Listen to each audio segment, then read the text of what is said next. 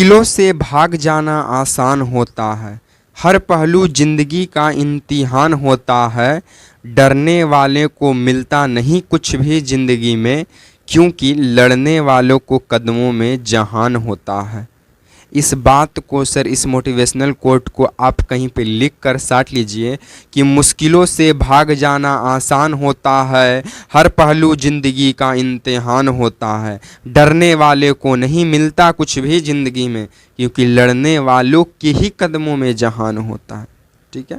So finally आप सभी को जय हिंद साथियों। मेरे इस प्यारे यूट्यूब चैनल पर आप सभी को दिल से स्वागत है। जैसे में आपको लगातार पता चल रहा है कि टारगेट विथ नित्यम चैनल से जीके जीएस का सीरीज दिया जाता है, जो सभी परीक्षाओं के लिए महत्वपूर्ण होने वाला है। ये वीडियो क्यों महत्वपूर्ण होने वाला है? क्योंकि इस चैनल से जो भी प्रश्न कराए जाते हैं वे सभी PYQs रहते हैं, यानी प्रीवियस ईयर पर आधारित प्रश्न रहते हैं, जो किसी न किसी एग्जाम में पूछे जाने की संभावना या फिर पूछ चुका है। और जो भी सवाल जो प्रीवियस ईयर में पूछा है और उसके जो ऑप्शंस हैं, उन सभी ऑप्शनों का भी फुल डिस्कशन होता है प्रश्नों के साथ साथ। ठीक है। तो आपको अगर वीडियो पसंद आता है तो वीडियो को लाइक कर दीजिएगा, चैनल को सब्सक्राइब कर दीजिएगा और बेल आइकन को ऑन कर प्रेस कर लीजिएगा। ठीक है। अन्यथा आपकी मर्जी, आप डिसलाइक भी कर सकते हैं सर। ठीक है। चलिए वीडियो की हम शुरुआत करते हैं। सीधी बात, नो बकवास पे चर्चा रहती है हमारी वीडियो में। उससे पहले हम आपको बता दें कि सर ये तमाम परीक्षाएं के लिए उपयोगी हो सकता है, जैसे में कि BPSC हो गया, BPSC शिक्षक भर्ती हो गया, बिहार पुलिस आप जानते हैं, बिहार दरोगा हो गया, Bihar SSC, railway exam, banking exam, defence exam, या फिर वे तमाम परीक्षाएँ जिसमें GK GS का सवाल बनता है, उन सभी परीक्षाओं के लिए वीडियो महत्वपूर्ण होने वाला है और रामबाण होगा। ठीक है। चलिए सबसे पहला सवाल से हम आपको रूबरू कराते हैं, क्योंकि बहुत देरी से पहला सवाल आपकी इंतज़ार कर रहा, नाराज़ हो जाएगा बेचारा हमारा। देखिए हमारा सबसे पहला सवाल क्या कहता है कि खरगोश से ऊन की प्राप्ति होती है। कैसी बात है सर, ये कैसा प्रश्न है? ये कौन नहीं जानता कि खरगोश से ऊन की प्राप्ति नहीं होती है और पश्मीना ऊन जो बकरी की नहीं है। ठीक है। तो आपको जानकारी के लिए बता दें, अगर आपको आंसर पता रहेगा तो आप लोग कमेंट बॉक्स में कमेंट करते चलिएगा। इसको थोड़ा छोटा कर लेते, अब सही रहेगा। ठीक है। चलिए अब देखिए, खरगोश से ऊन की प्राप्ति होती है, एकदम होती है सर। कौन सी होती है? तो अंगोरा ऊन की प्राप्ति होती है। ठीक है। कौन ऊन? अंगोरा ऊन। तो जो खरगोश से ऊन की प्राप्ति की जाती है उसका नाम है अंगोरा। जी जहन में डाल लीजिए, MTS का ये फेवरेट सवाल है कि खरगोश से कौन सा ऊन की प्राप्ति की जाती है? तो खरगोश से अंगोरा ऊन की प्राप्ति, अंगोरा ऊन की प्राप्ति की जाती है। ठीक है। अब एक आता है पश्मीना ऊन। तो आपको जानकारी के लिए ये भी बता दें कि जो पश्मीना ऊन है ये बकरी से, किससे? ये बकरी की ऊन है। ठीक है। तब पश्मीना ऊन बकरी की ऊन है। तो आपसे पूछ देगा कि बकरी से कौन सा ऊन की प्राप्ति होती है? तब पश्मीना ऊन की प्राप्ति बकरी से ही होती है। ये साहीवाल क्या है सर? ये देखिए हमारा प्रश्न ये था कि खरगोश से ऊन की प्राप्ति होती है कौन, लेकिन उसके साथ जो ऑप्शन था उसका भी फुल डिस्कशन कराया जा रहा है। ठीक है। तो आपको वीडियो पसंद आता है तो लाइक करते चलिएगा और दिल फेंक के मारिएगा। ठीक है। देखिए साहीवाल क्या है? तो साहीवाल ये गाय का प्रजाति है। किसका प्रजाति है? ये गाय का प्रजाति है साहीवाल, और सबसे ज़्यादा दूध देने वाला ये प्रजाति है। तो पूछेगा कि गाय में कौन सी नस्ल की गाय सबसे ज़्यादा दूध देती है? तो साहीवाल। तो ठीक है। तो कौन सी नस्ल की गाय सबसे ज़्यादा दूध देती है? तो साहीवाल नस्ल की जो गाय होती है वो सबसे ज़्यादा दूध देती है। और ये बिहार के तमाम जो भी बिहार के ज़िला है उन सभी ज़िलों में ये आपको खासकर मिल ही जाते हैं ज़्यादातर। अब देखिए एक है मूरा। ये मूरा क्या है भैया? तो ये मूरा चंद्रगुप्त जो शो चलता है टीवी पे, उस ये वो वाला मूरा नहीं है सर। ठीक है। उसमें मूरा चंद्रगुप्त की माँ का रोल निभाते हैं। ठीक है। ये मूरा कौन सा है? तो इस मूरा का मतलब होता है क्या? तो ये मूरा का मतलब होता है भैंस के नस्ल। क्या? इस मूरा का मतलब होता है भैंस का नस्ल जो सबसे ज़्यादा दूध देता है भैंस में। तो पूछेगा कौन सा नस्ल का भैंस सबसे ज़्यादा दूध देता है? तब मूरा। ठीक है। कौन? मूरा। ठीक है। तो इस बात को भी आपको ध्यान रखना पड़ेगा कि कौन सा नस्ल का भैंस सबसे ज़्यादा दूध देता है? तब मूरा। इस सर एक जमुना परी क्या है? तो जमुना परी जो है ये क्या है? तब बकरी में सबसे ज़्यादा दूध देने वाला, बकरी में सबसे ज़्यादा दूध देने वाला प्रजाति का नाम है जमुना परी। तो आपसे पूछ देगा कि कौन सी नस्ल की बकरी सबसे ज़्यादा दूध देती है? तो जमुना परी। ठीक है। इन सभी सवालों को आपको ध्यान रखना पड़ेगा सर, क्योंकि यहाँ पे जितने भी सवाल कराए जाते हैं वो सभी PYQs रहते हैं और प्रश्नों के साथ साथ उसका पूरा पोस्टमार्टम किया जाता है, जिससे आप पेपर की खोपड़ी में छेद कर सकते हैं। इधर जाने होंगे कि रख हौसला वो मंजर भी आएगा, प्यासे के पास चलकर समंदर भी आएगा, थक के ना बैठे मंजिल के मुसाफिर, मंजिल भी मिलेगी और मंजिल मिलने का मज़ा भी आएगा सर। ठीक है, चलिए नेक्स्ट सवालों की ओर हम लोग आगे बढ़ते हैं सर। देखिए हमारा नेक्स्ट प्रश्न हमारा क्या कहता है, इसे थोड़ा ऊपर कर देते, ये देख लीजिए सर। हमारा दूसरा सवाल है विटामिन से बन जाता है, और एसएससी का कौन शिफ्ट न है जो विटामिन से ना पूछा हो, आप ये देखिए। ठीक है, तो किस विटामिन का रासायनिक नाम राइबोफ्लोविन है सर? क्या नाम है? राइबोफ्लोविन। फ्लो में ही नाम है राइबोफ्लोविन। कभी भी आप इतना प्यार से किसी का नाम ना लिए होंगे, राइबोफ्लोविन। ठीक है, आप उसको भी नहीं लिए होंगे जिसका नाम जी से शुरू होता है, आप समझ ही रहे होंगे। ठीक है, चलिए, तो किस विटामिन का नाम राइबोफ्लोविन है, इसका आंसर आप लोग कमेंट बॉक्स में कमेंट कीजिएगा, ये तो हम ना बताने वाले हैं। बाकी आप सबों को मालूम है कि विटामिन ए का रासायनिक नाम रेटिनॉल होगा है सर, क्योंकि कौन चचा है जो ये ना पढ़े होंगे कि विटामिन ए का नाम रेटिनॉल है। विटामिन B1 इतना बउआ जानता है सर कि विटामिन B1 का नाम है थाइमीन। कौन मीन? थाइमीन। ठीक है, आपको सर जानकारी के लिए ये भी मालूम होगा कि विटामिन B2 का रासायनिक नाम है, ये कमेंट कीजिएगा। ठीक है, विटामिन B3 का रासायनिक नाम क्या है सर? तो नियासिन आप किसको कहते हैं सर? नियासिन, ये कोई लड़की के नाम न है सर, ये विटामिन B3 का नाम है जो सीधे आपको जाएगा और घुल जाएगा, क्योंकि मात्र 2 ही विटामिन बी, कौन कौन सी, ये हमारा पेन को थोड़ा कुछ लगता है लबेरिया धर लिया, हम समझ रहे हैं। देखिए सर, इसको हम इरेज कर देते हैं। ठीक है, चलिए देखिए ये इरेज बड़ी प्यार से होता है। चलिए अब आपको बता देते हैं। देखिए विटामिन बी और सी जो है, ये 2 ऐसे विटामिन है जो जल में घुलनशील है, बाकी जो आपको दिमाग में आ जाए वो वसा में घुलनशील है। अब बी और सी, बीसी जो है वसा में, ये बीसी जो है जल में यानी पानी में घुलनशील है, बाकी जो भी आपको दिमाग में आ जाए वो वसा में घुलनशील है। ठीक है, तब विटामिन B3 का रासायनिक नाम नियासिन। विटामिन B5 के रासायनिक नाम को नहीं ज़्यादातर लड़कियों का नाम मालूम रहता है, लेकिन आप बिहार के हैं, आपको मालूम होना चाहिए कि विटामिन B5 का नाम कौची है। तो विटामिन B5 का नाम पैंथोथेनिक है। क्या नाम है? पैंथोटोनिक। ठीक है, पैंथोटोनिक नाम है, पैंथोटोनिक एसिड। ठीक है, पैंथोटोनिक एसिड नाम है।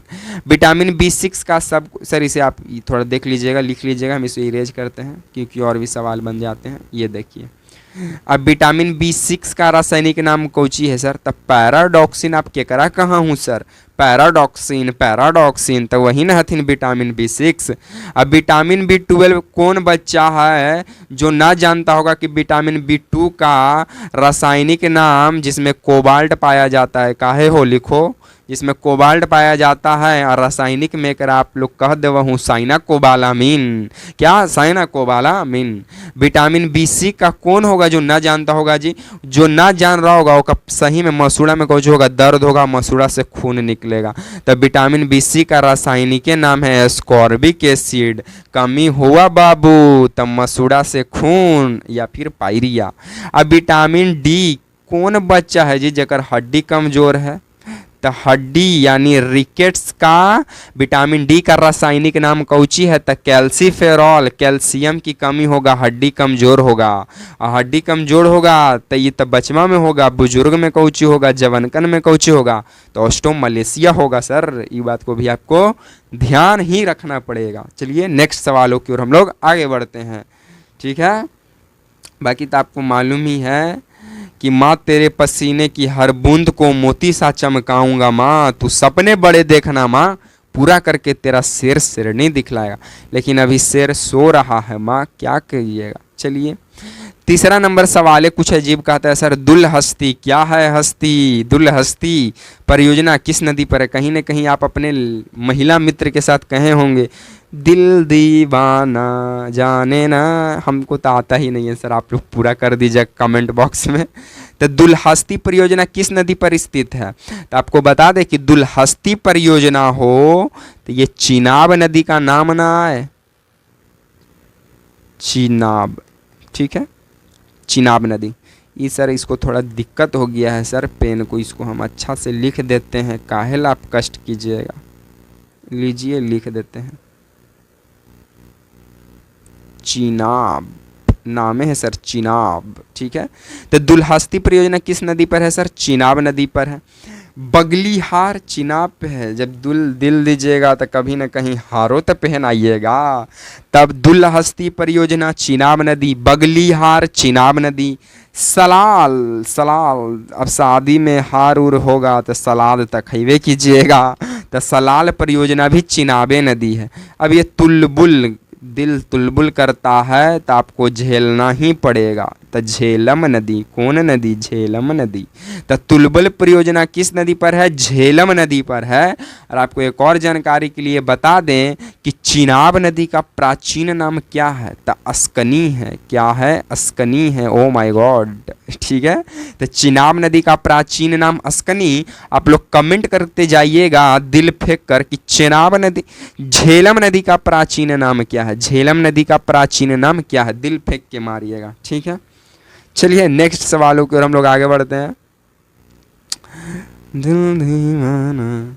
देखिए चौथा नंबर हमारा सवाल क्या है, कहता है कुछ इस प्रकार कहता है सर कि हल्दी घाटी मंदिर किस राज्य में स्थित है? हल्दी घाटी, ये हल्दी घाटी युद्ध नहीं है, हल्दी घाटी का मंदिर 1576 में हल्दी घाटी का युद्ध है, सब आप लोग जानते हैं, ठीक है।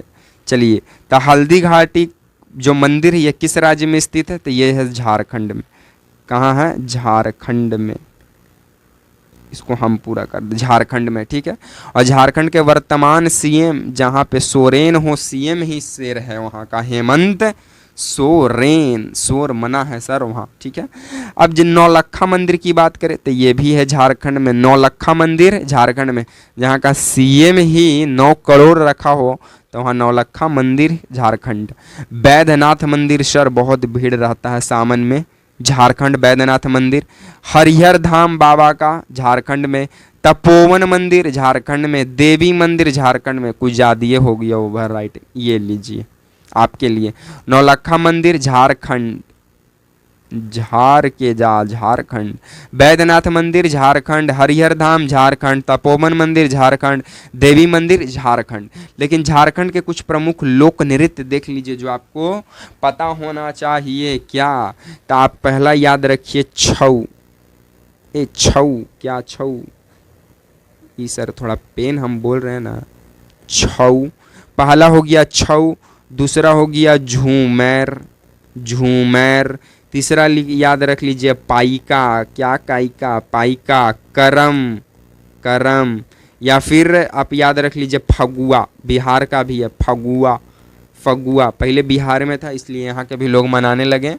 तो छऊ बोले झारखंड, झूमर बोले झारखंड, करम बोले झारखंड, पाइका बोले झारखंड, अब फगुआ बोलेगा तभी झारखंड। ये सभी सर झारखंड के क्या हैं सर? लोक नृत्य हैं सर। क्या है?